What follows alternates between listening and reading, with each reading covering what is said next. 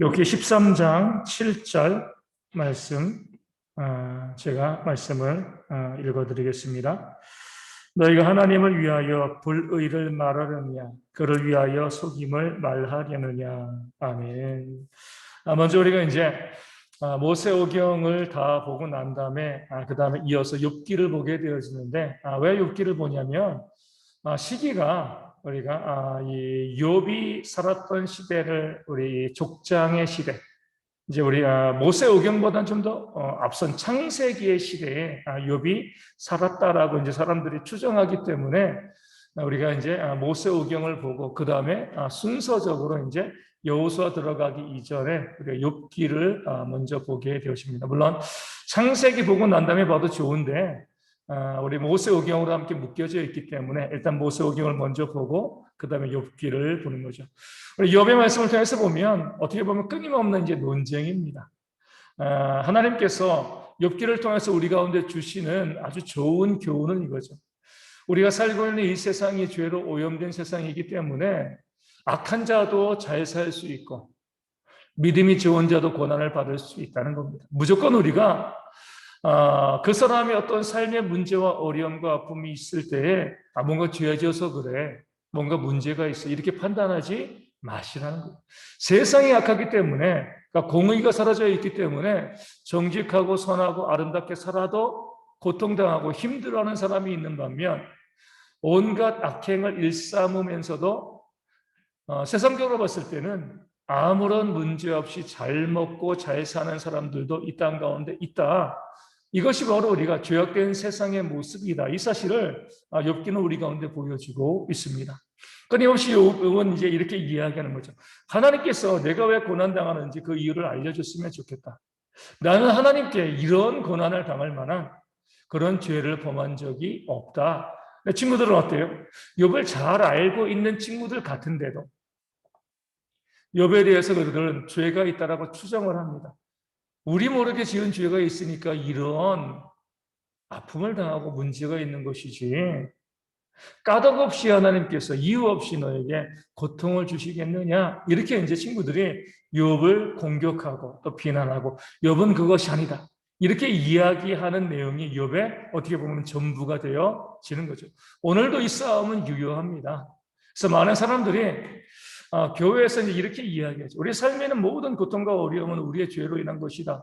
우리가 헌신하지 못하고 우리가 온전히 하나님을 섬기지 못했기 때문에 그런 삶의 문제가 다가온다. 이런 식으로 접근하면서 욥의 친구들처럼 성도들을 또 몰아세우는 그런 경우들이 참 많이 있습니다. 물론 우리의 죄로 인해서 우리 삶에 다가오는 문제도 있습니다.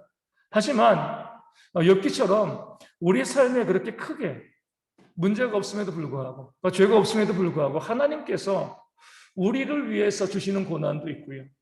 또 세상이 악하기 때문에 이 악한 세상에서 믿는 자들이 올바르게 살아가느라 받는 고통도 있습니다. 무릇 그리스도 예수 안에서 경건하게 살고자 하는 자는 뭘 받는다고요? 박해를 받는다라고 성경이 말씀하고 있습니다. 이 땅 가운데 와서 우리 예수님께서 가장 낮은 자의 모습으로 살아오셨고, 또 사도 바울도요, 늘 매맞고 돌에 맞고요, 감옥에 갇히고 굶주린 그런 삶을 살아왔습니다. 범죄하고 잘못해서 그런 것이 아니죠. 복음을 증거하기 위해서 이 약한 시대 가운데 바른 것을 증거하다가 그런 고난을 당하게 되어진 거죠. 그런 모습도 우리 가운데 있다라고 우리가 바라보시면서 우리 삶에 나타나고 있는 그 다양한 문제들, 어려움들 보시면서 함부로 판단하지 말라는 거예요. 분명히 뭔가 죄가 있으니까 벌 받을 거야, 이렇게 함부로 판단하지 마시고 하나님께서 선한 뜻을 이루기 위해서 저 고난과 어려움을 주신다라고 생각하고요, 위로하고 격려하는 것이 믿는 자들의 지혜가 되어질 줄로 믿습니다. 그 사실을 욥기는 우리 가운데 보여주고 있습니다. 조금 전에 읽은 13장 7절 말씀 가운데 욥의 이제 친구들에게 이렇게 이야기하죠. 너희가 하나님을 위하여 불의를 말하고 있다. 하나님을 위하여서 속임을 말하려고 하느냐, 이렇게 물어보는 거죠. 욥의 친구들은 하나님을 높이는 거죠. 하나님께서 어떻게 선하고 의로운 자에게 고난을 주시겠느냐? 하나님은 그런 분이 아니다. 하나님을 높이는데 그렇게 하나님을 높이면서 욥이 봤을 때 뭐예요? 불의를 행하고 있는 겁니다. 하나님을 높이고 증거하고 하는데 올바른 것을 밝히지 않으니까 하나님을 위한다고 이야기하면서 너희가 불의한 일을 행하고 있는 것이 아니냐? 속임을 행하고 있는 것이 아니냐? 하나님을 위하는 그 마음 이면에 진실된 바른 것을 볼 수 있는 그런 영적인 눈이 너희 가운데 있어야 된다. 이 사실을 욥이 강변하고 있는 거죠. 오늘 이 시대도 마찬가지입니다. 많은 교회에서 어때요? 모든 것의 목적은 다 하나님을 위하여예요. 교회가 건물을 짓건 뭐 어떤 행사를 하건 무엇을 하건 다 하나님 위하여, 하나님 위하여, 하나님 위하여, 하나님 위해서 하고 있다라고 이야기하는데 정말 그것이 하나님을 위해서 하는 것인가? 아니면은 자기의 만족과 자기의 유익을 위해서 하는데 하나님의 이름을 팔아먹고 있는 것은 아닌가? 그래서 우리가 여호와 이름을 망령되이 일컫지 말라. 이 말씀에 저촉되어지는 경우들이 참으로 많이 있습니다. 그거 화려한 교회 건물을 짓습니다. 다 하나님의 영광을 위해서 하는 것이다라고 이야기하는데 정말 하나님의 영광을 위해서 하는 것인가? 내 자랑인가? 내가 섬기는 교회가 이만큼 크다. 이것을 자랑하고 싶은 것인가? 욥이 그 사실을 우리 가운데 물어보고 있습니다. 정말 하나님을 위해서 한다라고 이야기하면서 그렇게 이름은 붙여놓고요. 타이틀을 붙여놓고 오히려 그 안에서 죄를 짓는 경우들이 우리 가운데 많이 있기 때문에 그렇습니다. 예수님 당시의 바리새인들도 마찬가지죠. 하나님을 위하여 산다라고 하지만 실제로는 뭐예요? 하나님의 이름을 팔아먹고 그들의 유익을 구하고 그로 인하여서 범죄하는 일들이 그들 가운데 있었습니다. 우리 또한 목회자들이 참 많이 주의해야 됩니다. 하나님을 위해서 일을 하느냐? 정말 하나님의 영광을 위한 것인가? 아니면 나 자신의 만족과 유익을 위한 것인가? 이 부분에 대해서 우리가 잘 보시면서 정말 하나님을 위해서 일할 수 있는, 하나님을 위해서 죄를 짓는 그런 어리석음에 빠지지 않는 그런 우리가 되어야 할 줄로 믿습니다. 우리 욥기 13장 13절 말씀 보겠습니다. 13장 13절 말씀입니다. 제가 말씀을 읽어드립니다. 너희는 잠잠하고 나를 버려두어 말하게 하라. 무슨 일이 닥치든지 내가 당하리라. 아멘. 욥의 친구들에게 이렇게 이야기합니다. 너희는 좀 잠잠하고 나를 버려두어서 내가 좀 말하게 하라. 무슨 일을 닥치든지 내가 당할 것이 아니냐. 욥의 하소연이죠. 왜 그렇게 나에 대해서 많은 말을 하느냐. 무슨 일이 발생하면 그 일을 당하는 것은 내가 아니냐. 그러니까 지금 고난당하고 있고 힘들어하고 아파하는 것은 욥이죠. 친구들은요. 슬퍼해주러 위로해주러 왔지만 친구들은 힘든 게 하나도 없어요. 너무나 많은 말을 쏟아내는 겁니다. 우리가 보면 욥이 있고 세 친구가 있고 나중에 또 한 명이 나타나잖아요. 네 명이 와서 욥이랑 끊임없이 이야기해요. 나는 지금 몸이 가렵고 아프고 힘들고 그 삶에 너무나 많은 문제가 없는데 친구들이 자꾸 와서 말 걸고 이야기하면서 무슨 문제가 있냐 이렇게 자꾸 이야기하는 거죠. 근데 욥이 이야기하는 겁니다. 내가 힘든 거 아니냐? 내가 지금 아파하고 있는 것이 아니냐? 너희는 왜 말만 하냐 이거예요. 그렇게 말하면서 무엇이 옳다 그러다라고 이야기하는 너희가 힘든 것 아무것도 없지 않냐? 이렇게 이야기하는 거죠. 오늘 우리 가운데도 그런 이제 일들이 발생할 수가 있습니다. 나는 아무런 힘든 것들, 어려운 것들도 없는데 그냥 말만 하는 거죠. 계속 말만 하고 옳고 그름을 따지는 거예요. 그 일을 당하는 사람들은 너무나 힘들고 아픈데 거기에 대해서 위로하고 격려하지 못하고요. 무엇이 문제인지 자꾸 따지고 이야기하고 하는 그런 모습들이 우리 가운데 사람들을 많이 지치게 하고 힘들게 만들어 버리는 거죠. 우리 신앙의 공동체가 머리와 이론으로만 있으면 안 돼요. 우리는 삶으로 행동으로 우리의 신앙을 보여줄 수 있어야 됩니다. 교회에서도 그러거든요. 머리로 말로 모든 것을 다 하려는 사람들이 있습니다. 지시하고 명령하는 거죠. 직접 그 일 가운데 뛰어들어서 그 안에서 움직이며 또 겪으면서 그 공동체를 세워나가야 되는데 그렇게 수고하고 애쓰지는 아니하고 말로 입으로 이렇게 해야 된다 저렇게 해야 된다라고 이야기하고 사람들을 또 뒤에서 힘들게 하는 그런 경우들이 참 많이 있습니다. 그래서 우리가 성경 말씀 통해서 보면 어때요? 우리가 말과 혀로만 사랑하지 말고 뭐래요? 행함과 진실함으로 사랑하자라고 말씀하고 있어요. 하나님의 교회에서 원하시는 하나님의 일꾼은요, 물론 이 말을 부정하는 거 아니에요.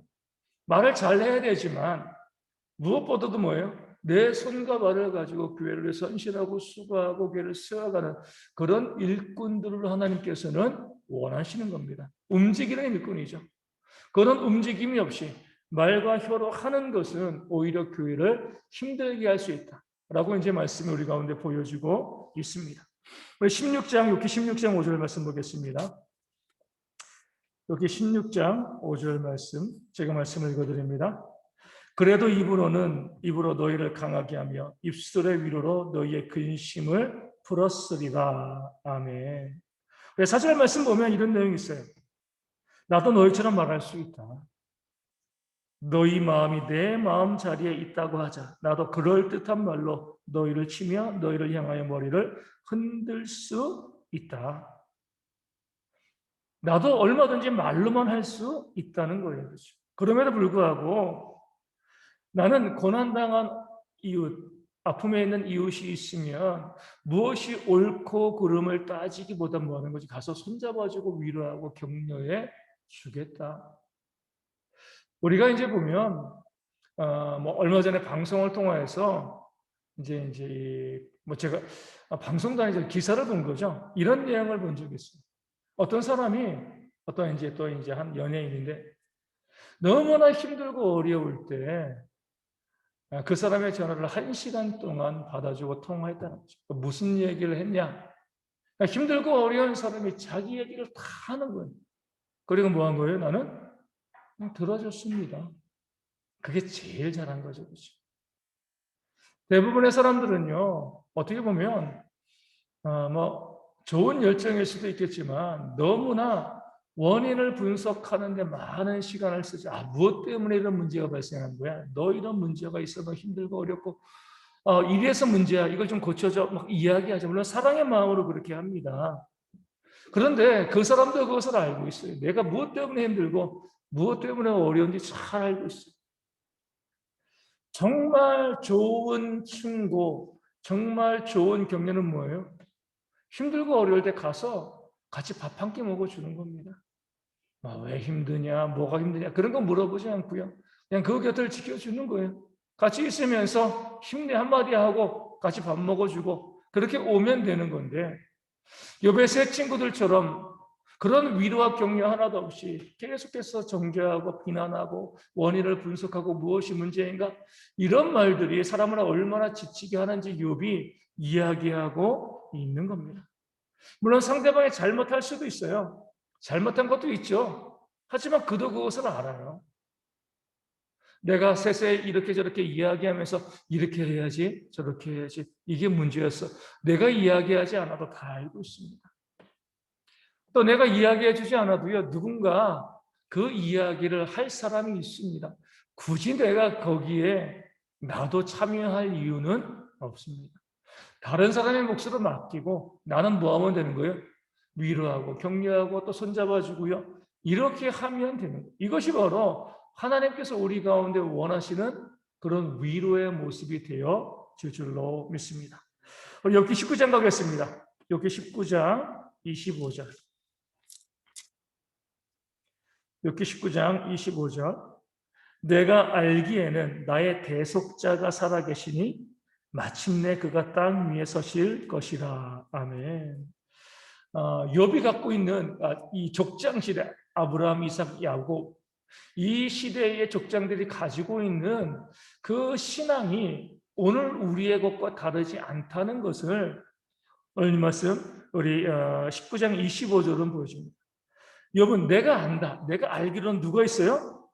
나의 대속자가 살아있다는 거예요. 대속자는 우리 십자가의 보혈을 대속하는 그런 제자가 아니라 하나님이죠. 그 하나님이 뭐예요? 살아계시는데 마침내 그가 땅 위에 서실 것이다. 왜 서시냐? 변호하기 위해서 재판정에서는 것을 의미합니다. 하나님께서 마지막 때에 뭐예요? 나를 변호하시고 그 심판의 자리에서 나를 감싸 주실 것이다. 그런 대속자가 있는 것을 나는 알고 있다. 그 시대에 이미 마지막 종말과 하나님의 심판과 그 심판의 자리에서 자신의 죄를 감싸고 변호해 줄 그런 하나님의 모습을 욥은 고백하고 있는 거죠. 많은 그리스도인들이 그럽니다. 구약 시대는 어떻게 구원받았을까? 다르지 않거든요. 우리가 똑같은 방식으로 구원을 받았습니다. 대속자이신 나의 죄를 변호하시고 대속하시는 그 하나님을 바라보고 믿음으로 그들이 구원받은 것이지, 제사 드렸으니까, 선행을 했으니까, 그래서 구원받았다라고 생각을 하면 그 말씀 가운데 좀 잘못 가는 거죠. 구약에 있는 모든 성도들도 하나님의 죄 사함의 은혜, 그 대속의 은혜, 변호하시는 그런 은혜를 통해서 구원받았다는 사실을 욥이 우리 가운데 보여주고 있습니다. 그 다음에 우리가 이제 26절에도 아주 중요한 내용이 나오죠. 내 가죽이 벗김을 당한 뒤에도 내가 육체 밖에서 하나님을 보리라. 아멘. 내 가죽은 뭐예요? 가죽이 벗김을 당한다. 이건 누군가 이제 욥의 가죽을 벗긴다는 게 아니죠. 내가 죽는다는 거죠. 내가 죽고 난 다음에도 내가 육체 밖에서 하나님을 볼 것이다. 육체 밖에서는요, 육체로부터라는 의미를 가지고 있습니다. 내가 죽어서 이 가죽이 다 벗겨졌는데 어떻게 다시 육체로부터 하나님을 볼 수 있나요? 우리의 죽은 육체가 다 썩어져서 그대로 끝나는 것이 아니라 신령한 몸을 힘입고 그 몸을 통하여서 하나님을 볼고 부활에 대한 소망을 욥이 가지고 있었다는 것. 우리의 육신이 죽고 끝나는 것이 아니라 다시 우리의 육신이 부활할 것을 욥이 믿었기 때문에 그 부활된 모습으로 하나님의 대속의 은혜를 가지고 하나님을 볼 것이다 라고 욥이 고백하고 있는 거죠. 그러니까 구약에서 대속과 또 부활의 원리를 욥도 그러고요, 많은 사람들이 믿음으로 고백하고 있는 거죠. 신약에만 이 대속이 있고 부활이 있고 그런 것이 아니에요. 구약에서도 대속과 부활이 다 있습니다. 그 사실을 욥이 이 말씀들을 통해서 우리 가운데 보여주고 있는 거죠. 욥기 21장 14절에서 15절 말씀 보겠습니다. 욥기 21장 14절에서 15절 말씀, 구약성경 782면에 있습니다. 제가 말씀을 읽어드리겠습니다. 그러할지라도 그들은 하나님께 말하기를 우리를 떠나소서 우리가 주의 도리 알기를 바라지 아니하나이다. 전능자가 누구이기에 우리가 섬기며 우리가 그에게 기도한들 무슨 소용이 있으랴 하는구나. 아멘. 누가 이렇게 이야기하는 거죠? 악인들이죠. 악인들인데 어떤 악인들이에요? 잘 먹고 잘 살고 부유하고 평안하고 삶에 아무런 문제도 없고요. 그 많은 것을 자손들에게 넉넉히 넘겨주고 죽을 때도 평안하게 죽는 그런 악인들의 이야기합니다. 우리를 떠나서서 우리가 주의 도리 알기를 바라지 않습니다. 말씀 필요 없다는 거죠.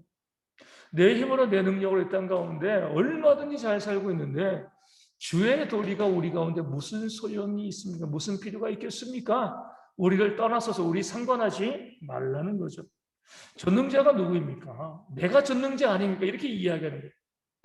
전능자가 뭘 해줄 수 있습니까? 내가 능력 있고 내가 힘 있으니까 내가 전능자인데 우리가 무슨 기도할 필요 없습니다라고 이야기합니다. 삶의 모든 것들이 차고 넘치는데 굳이 우리가 무엇을 더 달라고 기도하겠습니까? 악인들이 이제 그렇게 말하고 있는 거죠. 지금도 이런 악인들이 세상 가운데 많이 있잖아요. 하나님이 무슨 소용이야? 우리의 힘과 우리의 지혜와 우리의 능력으로 우리가 얼마든지 잘 살고 있는데 하나님 필요 없다라고 말하는 사람들이 이 땅 가운데 많이 있습니다. 그런 면에서 보면은요, 하나님을 전혀 알지 못함에도 잘 먹고 잘 살고 성공하고 부유하게 된 그 모든 것들이 뭐예요? 이게 저주인 거죠, 저주. 이 땅에서 가장 큰 저주는 그거죠. 하나님에게서 버림받는 것이 저주이잖아요. 근데 보면 하나님 믿지 않는데도 부유하고 잘 먹고 잘 살고 이런 사람들은 하나님께 돌아올 기회가 없는 거죠. 그렇기 때문에 악인들이 잘 되는 것을 우리가 부러워하지 말고요. 악인들이 잘 될 때 오히려 그들을 불쌍히 여길 수 있어야 됩니다. 하나님께 기도해야 되는 거죠. 하나님, 저들로 하여금 깨달아 알 수 있는 기회를 주옵소서. 때로는 하나님께서, 때로는이 아니고 많은 부분에서 우리에게 질병을 주시고 우리 가운데 또 사업이 망하게 하시고 많은 어려움과 많은 문제를 주시는 것이 우리를 향한 하나님의 사랑의 표현일 수가 있습니다. 그래야지만 하나님께 기도하고요. 하나님께 무릎 꿇고 하나님께 나아가죠. 우리는 정반대의 신앙생활을 하죠. 아무런 문제도 아무런 어려움도 없이 그냥 잘 먹고 잘 살면 이게 복받은 것이다. 그러지 않습니다. 예전에 제가 이제 한번 말씀드린 적이 있는데, 서울에 있는 교회에 있을 때 우리 이제 신방을 가잖아요. 신방을 가면 우리 권사님들이 이제 특징적인 부분들이 있어요. 좀 이제 이 20평대 아파트에 살다가 30평대 아파트, 평수를 넓혀가면 뭐라고 이야기하냐면, 아이고, 복 받으셨네요. 이렇게. 물론 이제 전혀 틀린 말은 아니에요. 그렇죠? 근데 이제 30평대 아파트에 살다가 좀 뭔가 안 돼가지고 20평대 아파트로 가는 분이 있어요. 그럼 뭐라고 이야기해야 돼요? 그때도 복 받으셨네요라고 이야기해야 되는데 그렇게 이야기하지 않죠. 아이고, 이걸 어째. 우리는 항상 더해지는 것만 복이라고 생각을 합니다. 근데 하나님은요, 빼는 것도 거기에도 하나님의 복이 있는 거예요. 세상적인 관점으로 부유하고 높아지고 많아지는 것, 이것만이 복이 아니라 점점 빠지는 것도 우리 가운데 복이 되어지는 거죠. 그런 면에서 우리가 이 땅을 살아가면서 많은 것을 가지고 있고 많은 것이 더해질 때 우리는 주의하셔야 돼요. 성경도 계속 말씀하고 있잖아요. 너희가 등가섭고 배부르게 되어지면 뭐예요? 하나님을 모른다 할 것이 아니에요. 그러니까 사람이 다 그렇습니다. 내 삶이 부유하고요. 많은 것이 있으면 하나님 모른다라고 합니다. 이게 우리의 나약하고 교만한 모습임을 기억하고 우리가 그런 삶을 동경하기보다 비록 좀 힘들고 어려워도 하나님 믿고 의지할 수밖에 없는 그런 삶을 우리가 바라보는 그런 지혜가 우리 가운데 있어야 할 줄로 믿습니다. 어제 말씀드린 것처럼 우리 조지 밀러는 5만 번 기도 응답을 받았다고 합니다. 우리는 다들 부러워요. 야, 어떻게 5만 번이나 기도 응답 받았을까? 그렇게 기도 응답 받는 삶을 소망하지 않아요. 그렇게 많이 기도 응답 받은 이유는요, 그만큼 그 삶에 구할 것이 많았기 때문에 그래요. 그 삶이 힘들고 어려우니까 구하는 거죠. 근데 우리는 어떻게 보면 여기 나와 있는 이 사람들처럼 그에게 기도한들 무슨 소용이 있으랴? 한 번의 기도 응답도 없기를 바래요. 내 힘으로 잘 먹고 잘 살기를 바라는 거죠. 우리가 잘못된 신앙 가운데 빠져 있는 경우들이 많이 있습니다. 우리도 조지 밀러처럼 5만 번의 기도 응답에 대한 소망이 있어요. 내 삶의 힘들고 어려운 문제들을 부정적으로 바라보기보다 하나님께 가까이 다가가는 기회로 바라볼 수 있는 그런 지혜를 위해서 우리가 기도해야 할 줄로 믿습니다. 우리 22장 7절 말씀 보겠습니다. 욥기 22장 7절. 욥의 친구들이 욥에게 이렇게 이야기하죠. 목마른 자에게 물을 마시게 하지 아니하며 줄인 자에게 음식을 주지 아니하였구나. 아니하였구나. 뭐예요? 추측하는 거예요. 추측. 직접 눈으로 본 게 아니거든요. 욥이 목마른 자에게 물을 안 주고 배고픈 자에게 음식을 안 준 것을 그들이 확인하고 보고 그것을 이야기하는 게 아니에요. 단순히 지금 욥의 삶에 고난이 있던 것을 가지고 뭐예요? 추정하는 겁니다. 야, 네 삶에 이런 고난이 있는 거 보니까 네가 아마 목마른 자에게 물을 안 줬을 거야. 아마 배고픈 자에게 밥을 안 줬을 거야. 우리 세상에서도요, 무죄 추정의 원칙이 있습니다. 모든 재판을 다 통해서 유죄라고 확정되어지기 전까지 뭐예요? 무죄라고 추정하는 거죠. 세상에서도 그래요. 욥의 친구들은요, 이 원리를 저버리는 거죠. 아직 모든 어떤 재판의 결과도 나오지 않았는데 네 삶에 어려움과 문제가 있는 거 보니까 이런 죄를 지었을 거야. 이런 문제가 너에게 있었을 거야. 확인도 안 해보고요. 사실도 아닌데 머릿속으로만 생각하는 겁니다. 아, 그랬을 거야, 그랬을 거야. 그런 일들이요. 우리 이 시대 교회 가운데도 많이 있잖아요. 아, 뭔가 문제가 있을 거야. 뭔가 잘못한 게 있었을 거야. 뭔가 죄가 있었을 거야. 내가 직접 보고 확인하고 또 본 것만 가지고도 우리가 정확하게 그 의미를 알 수 없거든요. 정말 그 부분에 대해서 그것이 옳은가 그렇지 않은 것인가 확실한 증거를 가지고 이야기해야 되는데 우리는 증거 가지고 이야기하지 않아요. 가끔 가다 보면 다른 사람의 머릿속에 우리가 들어가 있는 경우들이 참 많이 있어요.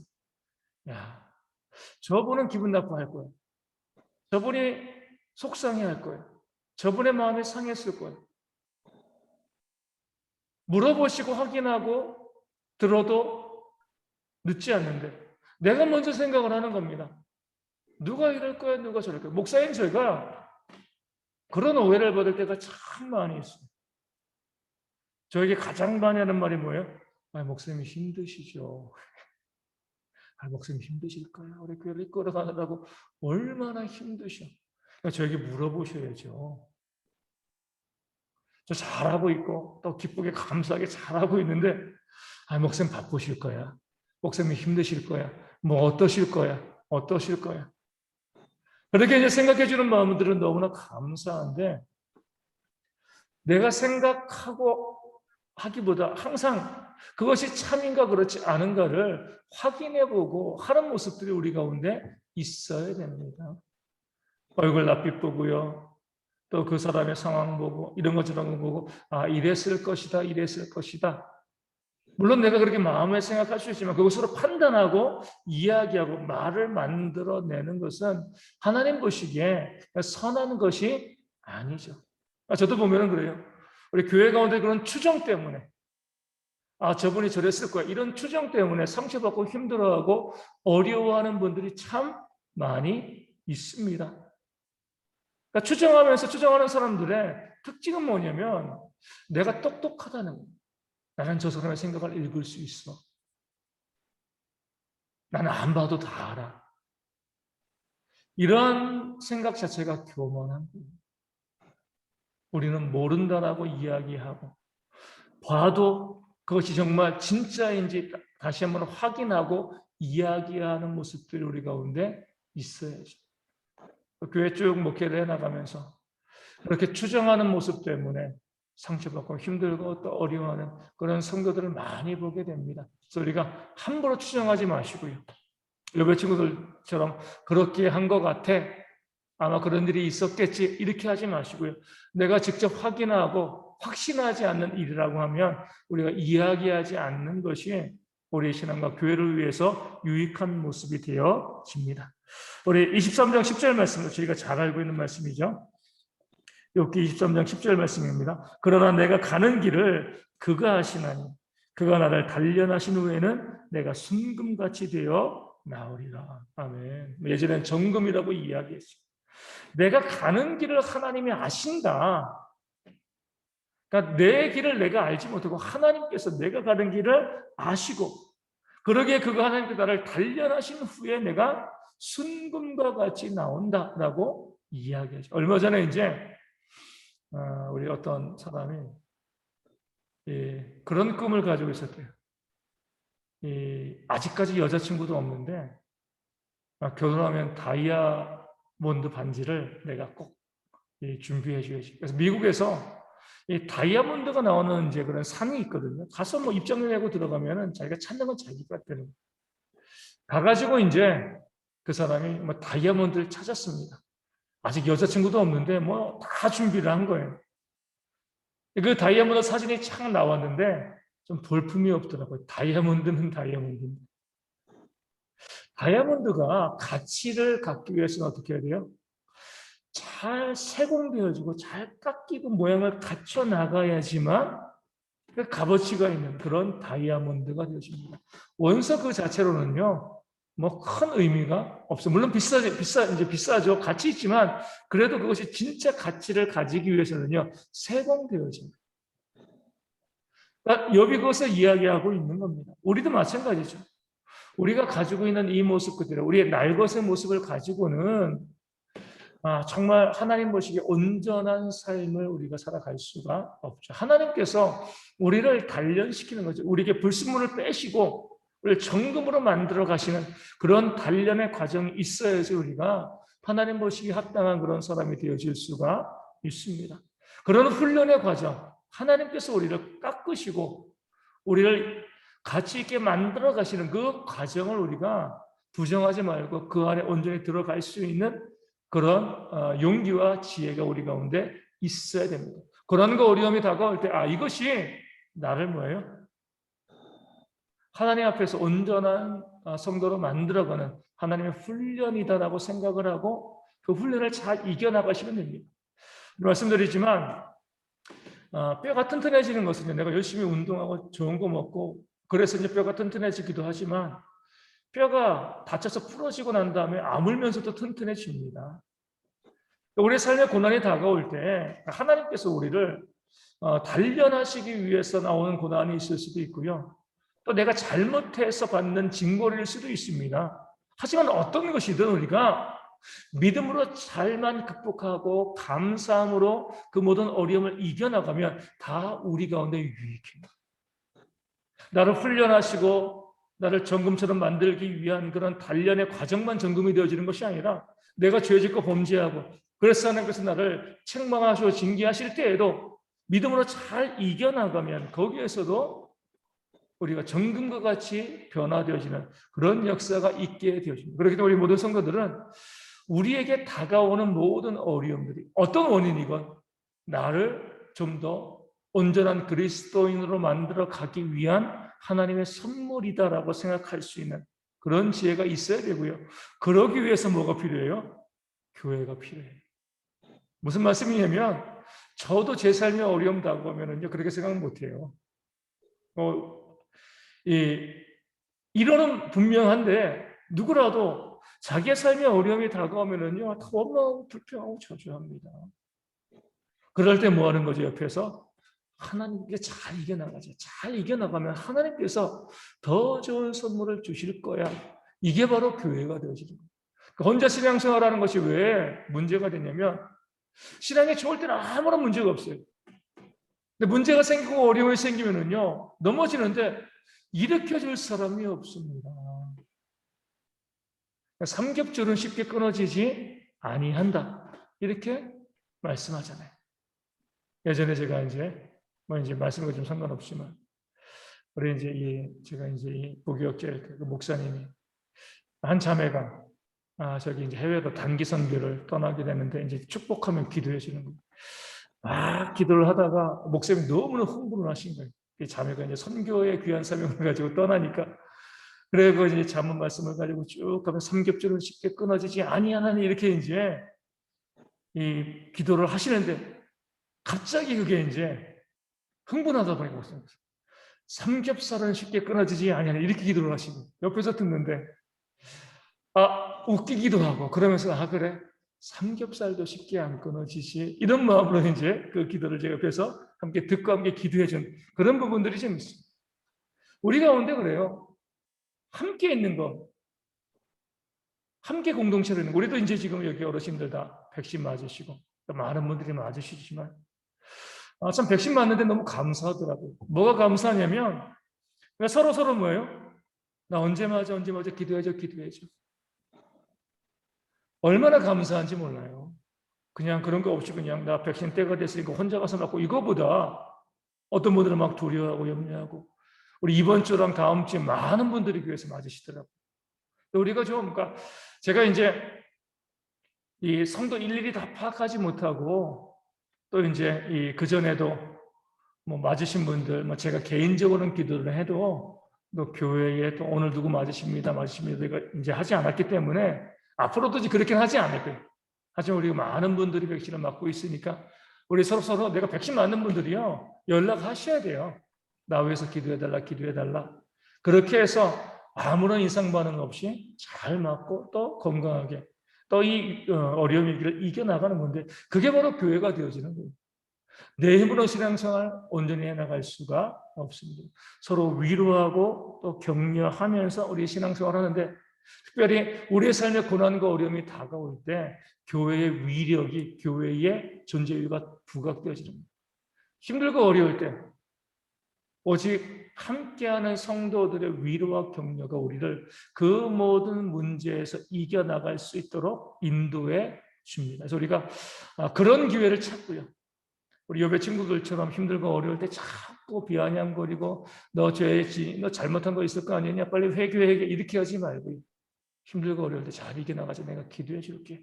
이렇게 하면서 우리 교회 공동체가 함께 신앙이 성숙해져 나가는 모습들이 다 정금처럼 순금처럼 변화되어지는 모습들이 우리 가운데 있어야 할 줄로 믿습니다. 31장 보겠습니다. 욥기 31장 13절과 14절 말씀 보겠습니다. 욥기 31장 13절 14절 제가 말씀을 읽어드리겠습니다.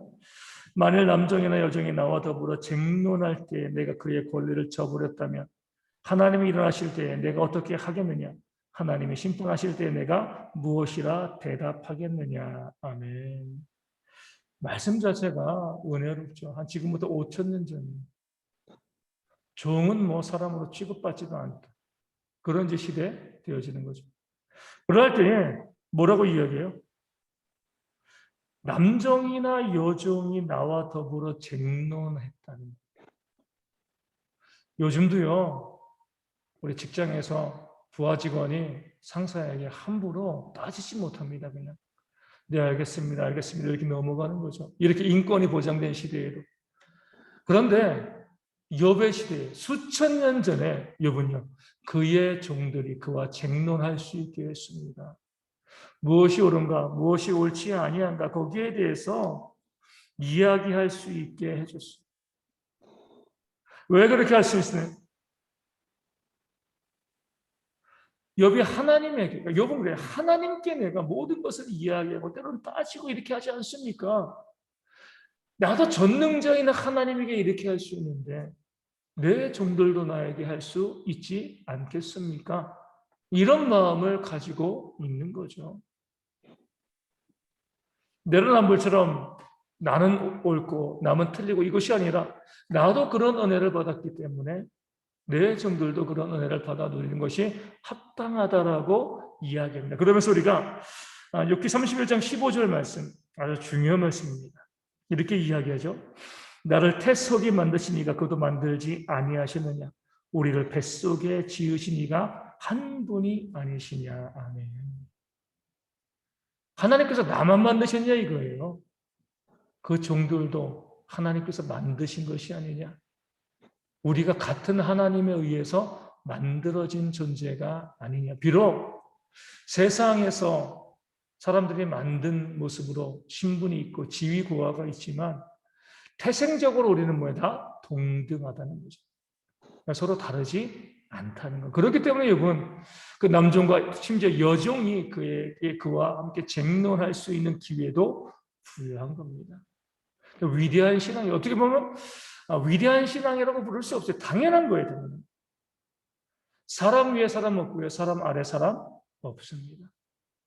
모든 사람이 다 동등하다는 이 원칙이요. 이 성경적인 원리가 이 시대 가운데, 이 교회 가운데 얼마나 많이 깨져 있습니다. 다 높아지려고 하고요. 다 갑질하려고 하고, 다 무시하고 멸시하고, 다 내 아래 있는 것처럼 바라보고요. 감이라는 말을 많이 쓰잖아요. 감히 네가 뭔데 나한테. 이 모든 것들이 우리 모두가 다 하나님에 의해서 이 땅에 존재했다는 사실. 나를 지으신 그분이 그도 지으셨다는 것을 우리가 잊어버렸기 때문에 그렇습니다. 그러니까 교회 가운데는요, 우리가 어떠한 경우, 어떠한 형태로도 차별이 발생할 수가 없습니다. 빈부귀천 남녀노소의 차별이 교회 가운데 존재해서는 안 되죠. 이것을 우리가 목숨처럼 여겨야지 교회가 교회다워질 수가 있습니다. 많은 사람들이 그런 생각을 해요. 교회 가운데 위계가 있어야 되고 질서가 있어야 되고, 물론 맞죠. 하지만 위계는 뭐예요? 하나님만이 우리의 주인이고 우리 모두는 다 종인, 이 위계가 있는 거예요. 사람 가운데 위계가 있는 거 아니에요. 질서도 하나님 안에서 질서가 있는 것이지, 그러니까 사람들 사이에 높고 낮음 그렇게 따지면 안 되죠. 교회 가운데서도 모든 사람들이 서로 동등해야 되는데 오히려 어때요? 교회 목회자가 또 장로님들 또 교회 또 일꾼들이 내가 더 높다라고 이야기하고 지배하고 다스릴 그런 모습들이 이 땅의 교회 가운데 얼마나 많이 있습니까? 세상은 어쩔 수 없어요. 하나님을 모르기 때문에 높고 낮음을 따지는 것이 세상입니다. 그러니까 교회가 거룩하다는 것은요, 그것이 없다는 거예요. 높고 낮음이 없는 거죠. 모두가 하나님 앞에서 동등한 한 성도라는 것. 이것을 우리가 믿음으로 고백할 때에 교회가 교회되어가지고 또 교회를 통해서 하나님의 놀라운 거룩함이 우리 가운데 일어나게 되어질 줄로 믿습니다. 그래서 우리가 이번 주일날 우리 이 성령의 열매, 사랑에 대해서 우리가 볼 때에 우리 마지막으로 온유와 절제에 대해서 보게 되어지는데 거기도 마찬가지죠. 힘이 있다고 힘을 과시하는 것은 세상이에요. 내가 힘이 있음에도요, 절제하면서 가장 낮은 자의 위치에 설 수 있는 것.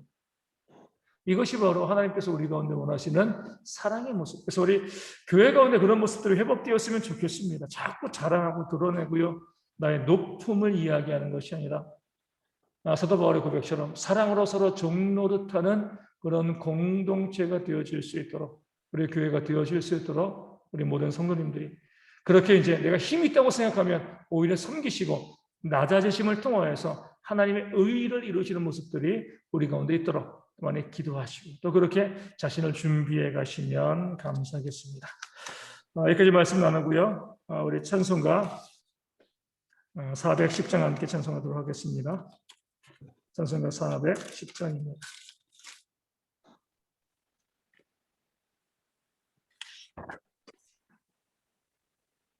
찬송가 410장 함께 찬송하도록 하겠습니다. 내 맘에 한 노래 있어 나 즐겁게 늘 부르네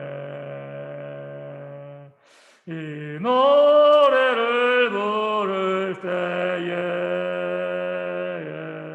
큰 평화이